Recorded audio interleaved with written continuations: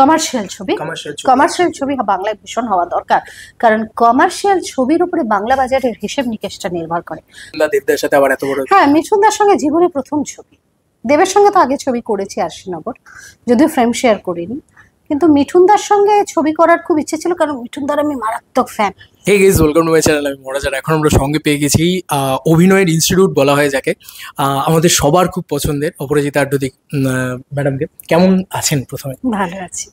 আর আমরা এটা রিটেক করছি, খুব দুঃখিত আমি তার জন্য, আমার মাইকটা জাস্ট অফ ছিল, সরি ফর দ্যাট। আর আমিও বুঝিনি, এতদিন ধরে অভিনয় করে ভাবছি আমার মাইকটা চলছে। এই হাসিটা মিস করছিলাম আমরা, সেটা শুরু থেকে পেয়ে গেছি, খুব সিরিয়াস আলোচনায় ঢুকছিলাম। তো শ্রী দুর্গা নিয়ে যদি কিছু বলেন, প্রথমত গল্প বা আপনার চরিত্রটা। শ্রী দুর্গার গল্পটা হচ্ছে যে একটা সাধারণ মানুষের গল্প, একটা সাধারণ মহিলা যে যাকে সবটা করতে হয়, বাজারও তাকে করতে হয়, সংসারের কাজও তাকে করতে হয়, কারণ লোক রাখার টাকা নেই। একটা ভালো শাড়ি সে দেখে, লোভ হয় কিন্তু কিনতে পারে না, ভাবে যে থাক পয়সাটা, অন্য সময় কোনোদিন একটু বেশি পয়সা হলে তখন কিনবো। এবং মাংস যখন কেনে তখন গুনে গুনে কেনে আর কি, মাছ মাংস যখন কেনে যে দুটো দুটো দুটো এরকম গুনে গুনে কেনে। সেই রকম একটা মানুষ যখন একটা আকস্মিক ঘটনার মধ্যে পড়ে, ওর কিন্তু ও তো ইঁদুর দেখলেও ভয় পায়, এবং চুপ করে থাকাই ওর স্বভাব, মানে চুপ করে থাকতে থাকতে জীবনটাই নির্বাক হয়ে গেছে। খুব বেশি শব্দ নেই, ওকেই সবাই শোনায়, ও কাউকে শোনায় না। তো যখন এই ঘটনাটা ঘটে তখন ও কি রিয়াক্ট করে, যে রিয়াক্ট করতে ভুলে গেছে সে কি রিয়াকশন দেবে। লাইফে যা রিয়াকশনে আমরা সবাই, কেউ বেশি রিয়াক্ট করে কেউ কম রিয়াক্ট করে, তো কোনো রিয়াকশনই নেই। সুতরাং ও কিভাবে রিয়াক্ট করবে, এবং সব থেকে বড় কথা এক একটা ঘটনা ঘটছে, তো ঘটনাও মোকাবিলা করছে, করেই তারপরের মুহূর্তে ফট করে ব্ল্যাঙ্ক হয়ে যাচ্ছে। সব থেকে বড় জায়গা হচ্ছে এই চরিত্রটা, যে কোনো জিনিস আমরা খুব স্ক্রুটিনি করে যদি দেখা যায়, আমাদের মতো অভিনেতা অভিনেত্রীরা যখন কোনো ছবি দেখে তখন তো স্ক্রুটিনি করে দেখে। একদল দর্শক আছে যারা ছবিটা দেখে ফেললো, আরেক দল দর্শক আছে যারা স্ক্রুটিনি করে ছবি দেয়, যে একটা ঘটনা ওর সঙ্গে ঘটছে, ও ঠিক তার পর মুহূর্তে ব্ল্যাঙ্ক হয়ে যাচ্ছে, মানে কি করছি, কেন করছি, কি জন্য করছি বুঝতে পারছে না। মা মেয়ের গল্প, এটা একদম ডিফারেন্ট একটা আঙ্গিকে দেখা যাচ্ছে। আমাদের বাংলায় না খুব কম ফিমেল সেন্ট্রিক ছবি হয়, হিন্দিতে দেখা যায়, সাউথের দিকে দেখা যাচ্ছে। তো এটা কতটা ওমেন এম্পাওয়ারমেন্ট নিয়ে কথা বলবে? পুরোটাই পুরোটাই পুরোটাই। তার কারণ হচ্ছে একজন মহিলা যাকে দমিয়ে রাখা হয় এবং দমিয়ে দেওয়া হয়, মানে ও যা বলছে ভুল বলছে, যা করছে সব ভুল করছে, এবং সবার ক্ষেত্রে কম বেশি। আমিও কিন্তু ব্যতিক্রম নই। আমিও যখন বাজারে একটা জিনিস কিনতে যাই, আমার বর বলে তুমি কিনো না, তোমায় ঠকিয়ে দেবে, অথচ আমি সব কিনি, আমি সব করি। এটা এটা হচ্ছে মানে জিনগত, মানুষ বলবেই, ইটস এ জেনেটিক। তুমি কিনো না, তোমাকে ঠকিয়ে দেবে, তুমি কিন্তু বেশি দাম দিয়ে কিনবে।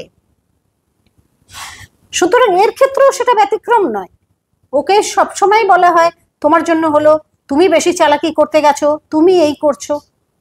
কিন্তু পুরোটাই হচ্ছে যে একটা মহিলা সে কি না পারে তার সংসারের জন্য, এবং তিনটে মহিলাই, নট অনলি মহিলা, এর মেয়ে যে আছে, এর শাশুড়ি যে আছে, এই তিনজন মহিলা, নট অনলি যে শ্রী দুর্গা হয়তো অনেকটা বড় রোল প্লে করছে, কিন্তু এরা তিনজনেই যে কি করতে পারে, মেয়েরা যে কি করতে পারে, সেই গল্পটাই হচ্ছে শ্রী দুর্গা।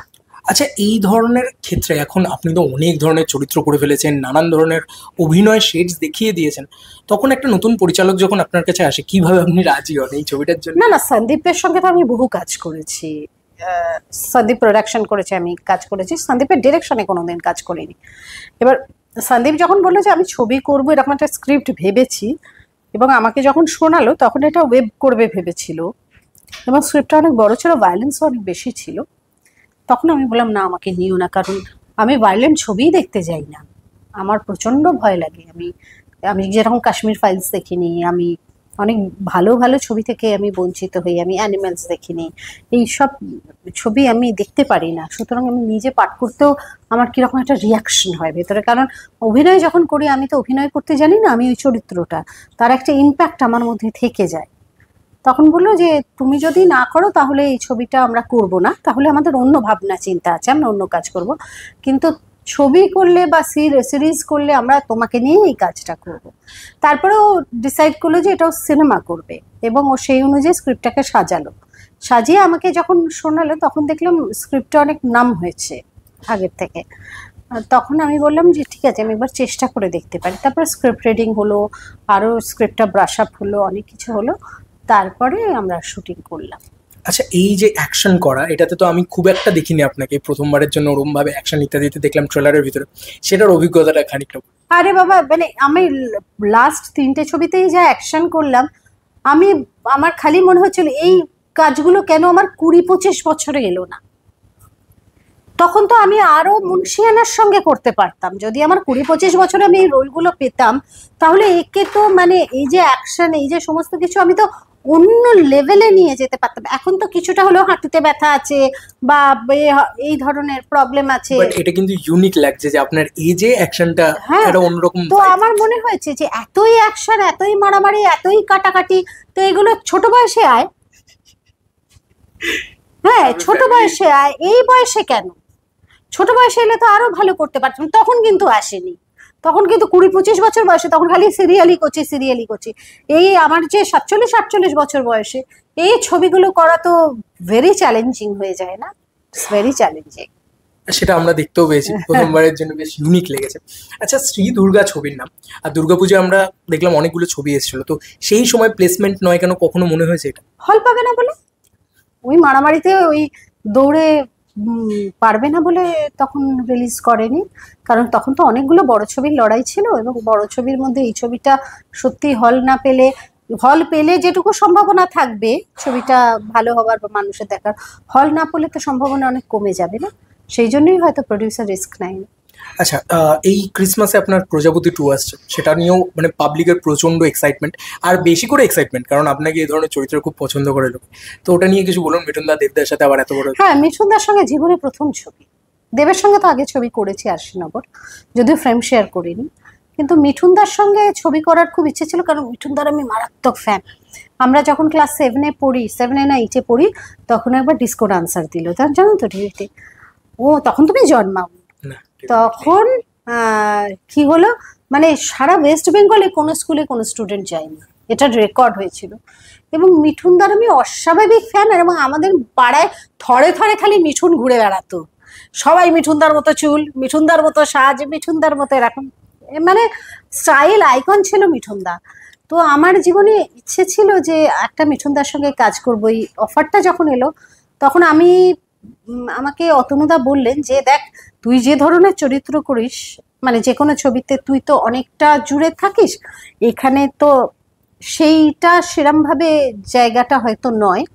আমি বললাম, আমি একটু ভাবলাম, ভেবে বললাম যে আমার মিঠুনদার সঙ্গে কোনোদিন কোনো কাজ করা হয়নি। আমার যেরকম জীবনের খুব বড় সম্পদ হচ্ছে আমি সৌমিত্রবাবুর সঙ্গে অনেক কাজ করেছি, কিন্তু মিঠুনদার সঙ্গে আমার কোনো কাজ করা হয়নি। তাহলে আমি মিঠুনদার সঙ্গে কাজটা করতে চাই, ছবিটা আমি করতে চাই। চরিত্রটা ছোট হলেও অনেক বেশি ইম্প্যাক্টফুল। চরিত্রটা একটা ছোট নয়, কিন্তু হ্যাঁ অতগুলো স্টার, অত চরিত্র, তার মাঝে যেটুকু জায়গা হয় আর কি চরিত্রটার। কিন্তু চরিত্রটা থালায় যদি অনেক খাবার থাকে, ধরো মাংস আছে, পোলাও আছে, চিংড়ি মাছ আছে, সব খাবারে ধরো নুন নেই, তাহলে কি ভাল লাগবে? চরিত্রটা হচ্ছে নুনের মতো, চেরি অন টপ একেবারে বলা চলে।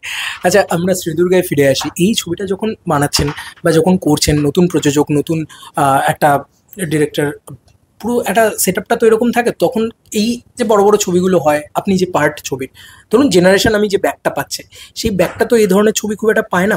তো তখন কি কোথাও গিয়ে মনে হয় যে প্রচারের একটুখানি কম হতে পারে, বা একটু ভয় হয় যে হয়তো ওই পুশব্যাকটা করতে পারলো না প্রডিউসার, সে কারণে ছবিটা ওই মানুষের কাছে অব্দি পৌঁছালো না? এখন তো প্রচার খুব ইম্পর্টেন্ট হয়ে দাঁড়িয়েছে, বড় বড় ছবির ক্ষেত্রে দেখা যায়। দেখো প্রচার যে কিছু কথা বলে না সেটা প্রমাণ করে দিয়েছে মানুষের এটা আমাদের গল্প।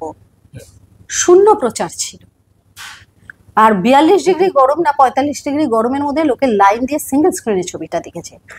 সুতরাং ছবি ভালো, ছবির যে কি ক্যালকুলেশন কাজ করে এখনো পর্যন্ত আমি বুঝে উঠতে পারিনি আমার 28 বছরের জীবনে, যে কিসে ছবি হিট হয়। এরাম বিশাল করে প্রমোশন করলাম সারা রাজ্য জুড়ে, পৃথিবী জুড়ে, তাতেও কিছু হলো না, ঘন্টা হলো। আবার কিছুই করলাম না, ছবি সুপারহিট হলো। ছবির কথা কিছু বলা যায় না। হ্যাঁ, ছবির যেটা মেন হচ্ছে মাউথ পাবলিসিটি, যে একজন ছবিটা দেখে কি বললো সেটা খুব ইম্পর্টেন্ট। ছবিটা দেখে মানুষ কতটা গল্প করলো, সেটা কটা মানুষের মধ্যে পৌঁছলো, সেটা হচ্ছে খুব ইম্পর্টেন্ট ছবির ক্ষেত্রে। তার বাইরে প্রচার, প্রচুর প্রমোশন, এগুলো সবই আমার মনে হয়েছে যে হয়তো দরকার আছে, বর্তমান পরিস্থিতিতে দাঁড়িয়ে দরকার আছে, কিন্তু সেই রোল প্লে করতে পারে না। কারণ আমার জীবনের সব থেকে বড় শিক্ষা হচ্ছে, এটা আমাদের গল্প, প্রচার নেই। 3 বছর আগে সিঁড়ির অর্ধেক উঠেছি, 3 বছর পরে সিঁড়ির অর্ধেক উঠলাম। 3 বছর আগে শুটিং করা যায়, তারপরে 3 বছর তো বন্ধ, মানে ধরো সিঁড়ির এই উঠেছি, বাকিটা এরকম উঠলাম। এবং ছবি কমপ্লিট নয়, টাকার অভাবে ছবি কমপ্লিট করা যায়নি, ইনকমপ্লিট ছবি।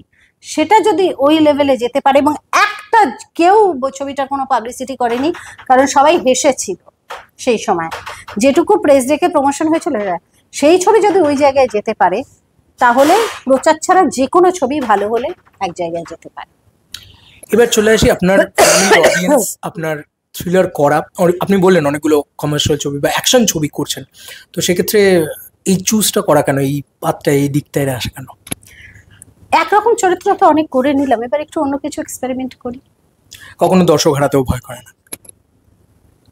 আমি তো ঈশ্বরের সমর্পিত, আমার তো হারানোর কিছু নেই, আমি হারিয়েই আছি সবকিছু, আমি ওনার মধ্যেই হারিয়ে আছি। কি থাকলো এবং কি থাকলো না, সেটা সম্পূর্ণ ওনার হিসেবে, আমার তো মাথা ঘামিয়ে কোনো লাভ নেই।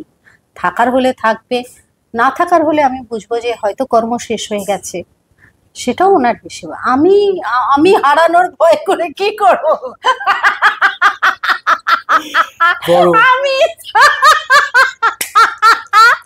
আমি ইনসিকিউর হয়ে কি করবো বলো?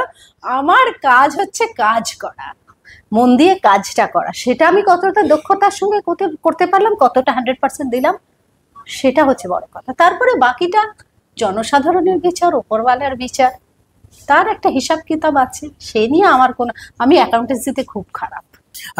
প্রায় শেষের দিকে চলে এসেছি, অ্যাকশন ছবি বাংলায় কতটা হওয়া দরকার, কিরকম মনে হচ্ছে? কমার্শিয়াল ছবি বাংলায় ভীষণ হওয়া দরকার, কারণ কমার্শিয়াল ছবির উপরে বাংলা বাজারের হিসেব নিকেশটা নির্ভর করে। কমার্শিয়াল ছবি যত বেশি হবে, যত বেশি হিট করবে, তত মানুষ এবং ছোট ছোট প্রডিউসাররাও ছবি করার সাহস পাবে। সুতরাং কমার্শিয়াল ছবি হওয়া ভীষণ দরকার, যেরকম খাদান, বহুরূপী অত কমার্শিয়াল ছবি। এই ধরনের ছবি হওয়া, এবং এই ধরনের ছবি হওয়া না, এই ধরনের ছবি সুপারহিট হওয়াটা খুব দরকার। আর দেখতেও পাওয়া যাচ্ছে এখন বাংলায় আবার। একদম, হ্যাঁ। আচ্ছা, অলরেডি এই ছবিটার ভিতরে অ্যাকশন প্রচুর রয়েছে, তো দর্শকদের উদ্দেশ্যে বলে দাও, কি বলবে? একটা কথাই বলবো, 31 অক্টোবর এই ছবিটা রিলিজ হচ্ছে। ছবিটা আমাদের সকলের দেখার জন্য, তো এই ছবিটা অবশ্যই হলে গিয়ে দেখবেন। তুমি সংলাপ খুব কম দিয়েছো, তো হ্যাঁ, এই ছবিতে আমার সংলাপ খুব কম, সুতরাং তার বাইরে কি করতে পেরেছি সেটা আপনারাই বলবেন। ভালো ছবি, আমার ট্রেলার দেখে ভালো লেগেছে, টিজার দেখে ভালো লেগেছে, অন্তত আমি অ্যাট্রাকটিভ ফিল করেছি। তো অবশ্যই শ্রী দুর্গা যদি ভালো লাগে ট্রেলার টিজার, তাহলে অবশ্যই দেখতে যাবেন 31শে অক্টোবর, তাই তো? Thank you so much.